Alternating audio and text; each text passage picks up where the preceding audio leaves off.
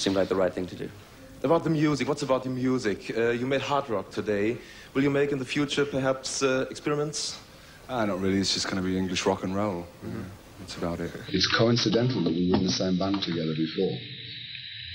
Do you know what I mean? The reason that Lordy's in the band now is because he's the Governor keyboard player. We went through a succession of tosses, which just didn't cut it. You know, you turn around and go, come on! You know, the organ solo, and the guy had shit. You know, jump back. We tried, like a lot of name people, who just didn't have that sort of, excuse the vernacular, up front. You know, look at me, I'm a fucking good player, you know. Well, it comes down to experience, man. Yeah, well, of course, no, but the thing is, like, we tried a lot of people who were experienced, let me tell you, you know, and it just wasn't there. I mean, that fire, you know what I mean, the hunger wasn't there. When Dave asked me to join this band, that I had the chance to really play the way I've always wanted to play. Whereas in Purple, it was either totally one thing, which is soloing like a mad mother, or being a rhythm guitarist with keyboard shaped. And that was fine for Purple. It was a big part of the sound, you know, and everything. This band gives me much more chance to just be free in the way I play, and that which puts both those things together for me. John Lord joined for the Trouble album, and as a keyboard player in Deep Purple, that really added credibility to Whitesnake. It really helped. He was a popular figure with the audiences. He's a great musician. He seemed to fit into this sort of persona that Whitesnake were having of a bit of a kind of a gentleman's drinking club, and John Lord kind of slotted into that quite nicely. John Lord brought many things to Whitesnake.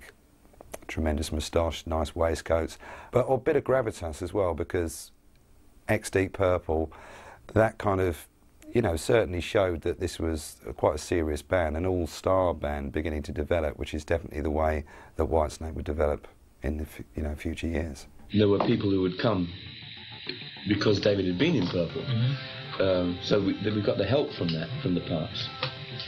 Like I said, a few runs to our credit, but it doesn't mean to say we don't have to work, and it doesn't mean to say we can take it all with a pinch of salt and say, oh, well, you know, the past will come through and we'll, you know, and the fact that we are really desperately trying to ignore, in terms of talking about the band,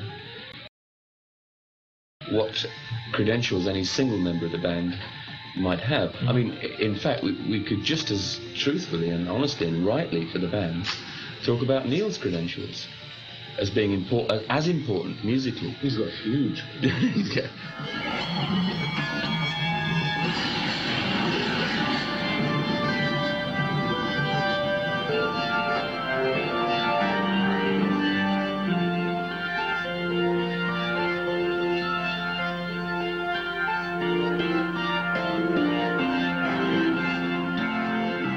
What John Lord brought in was a great stylistic pedigree. He was a great keyboard player who could fit in to either the classical approach, the bombastic approach, or in Whitesnake's case, to a much more blues rock feel. And you listen to what he did in Trouble, and immediately it was an enormous raising of the bar. Mick Moody, Dave Stoll, Bernie Marston, Neil Murray, John Lord und David Coverdale, Whitesnake mit Lie Down.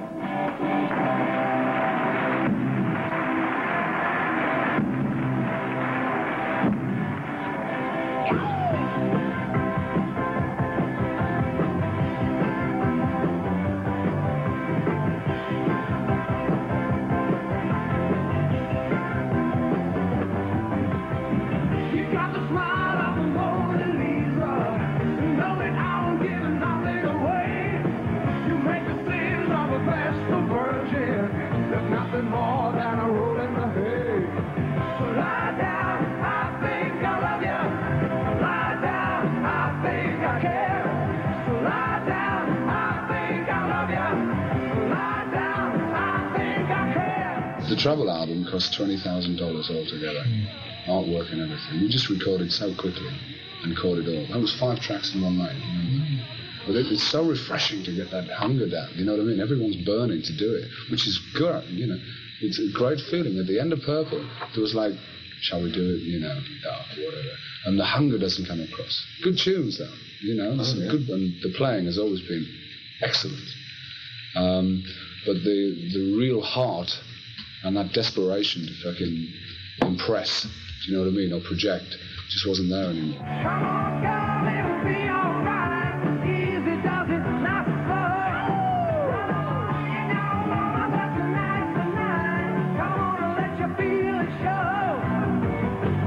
Take a look in the mirror. Tell me what you see.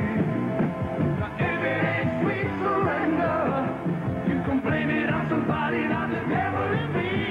What they did is they developed that slightly tongue-in-cheek, heavy blues sort of rock groove that they had. Mickey Moody and Bernie Marsden, the guitar players, were collaborating with Coverdale on this, and they brought a lot to the table. They were the perfect partnership for Coverdale at this time. Although Bernie Marsden is underrated in terms of what he gave to Whitesnake, his writing partnership with David Coverdale wasn't prolific, but when it did actually score, it scored big time. The fact of having these two particular guitarists makes it so different from Purple for me. Like, not if you, even if you had one guitar player, you would always be compared to Ritchie. The fact that we got two makes it much more different to start with.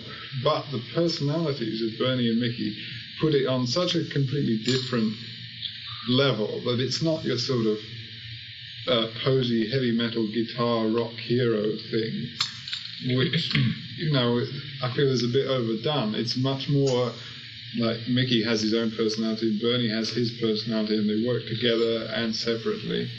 And it's not so much, well, here's another rock band, and they got a keyboard player, and they got the guitarist. See, in Purple, we had a star guitarist. In this one, we've got a banker and a drunk.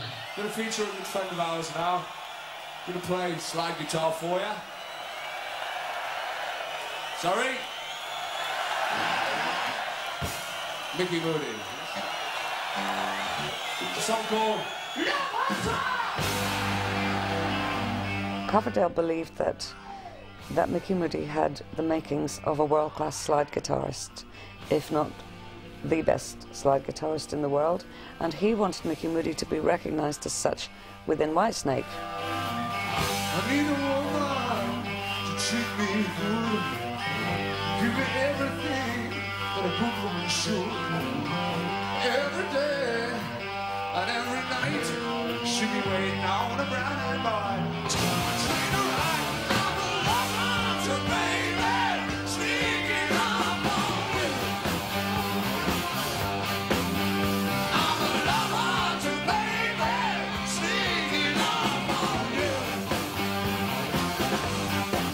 I'm gonna give you my love, and use my turn. Yes, on the Love Hunter album, that was when Mickey Moody and Bernie Marsden and David really got settled into a real groove about what they were going to do, and definitely the writing was a lot stronger, and the cover was a little bit cheeky. Well, Love Hunter album sleeve is quite sexist simply because it has a woman clad in very little riding a writhing snake. Do you think it is? Me? Didn't bother me, I'm not a woman.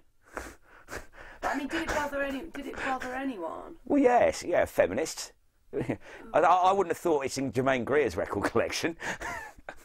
It was sort of saying to people, don't be quite so po-faced, and, you know, yes, we're getting up the feminists' noses, but it has tended to be the case that if you tell David, don't do something, he'll do it more.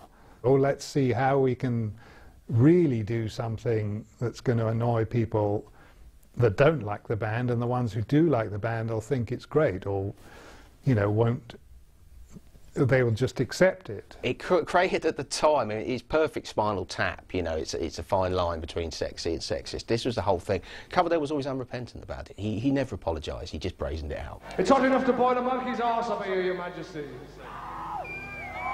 We're going to, there's somebody fondling a woman down here. Could you throw her up here when you're finished? Very nice.